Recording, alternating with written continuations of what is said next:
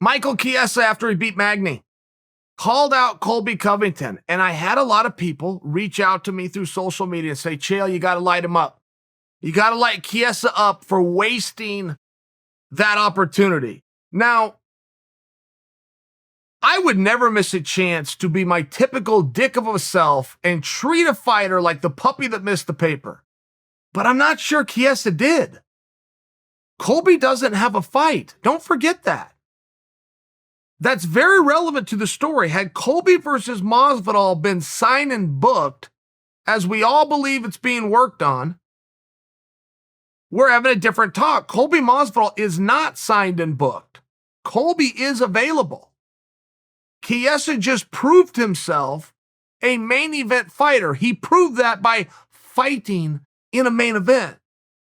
So for Chiesa to call out a fellow welterweight who's a fellow main event fighter, guys, it wasn't that bad of a call out.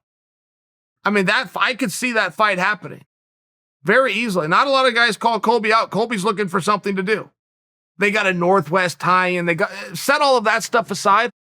Colby's looking for something to do. I don't predict for you that Colby and Michael Chiesa are going to fight. That's not the point. The point is that wasn't a ridiculous call-out. And by the way, the main thing you want from a call-out, obviously, number one, you want to get the fight, right?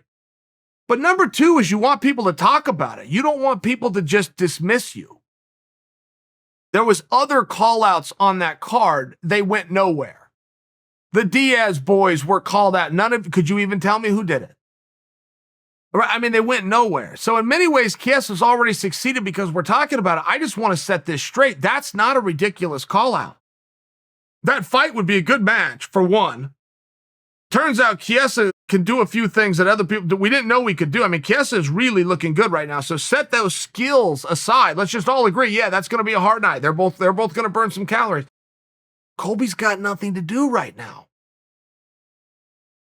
I do think the Masvidal one's coming. Let's say Masvidal-Colby doesn't happen. Who should Colby fight? And you could spend a few minutes and you could get back to me with a better answer, but it's going to sound something along the lines of the winner of, and then you'll make a name, or you'll go, how about the loser of? And you'll make a name. And that's not the question I'm asking. I'm asking with who's available right now, who is not signed, who is not booked. If Colby doesn't fight Masvidal, who should Colby fight? And the answer, obviously, is Michael Chiesa.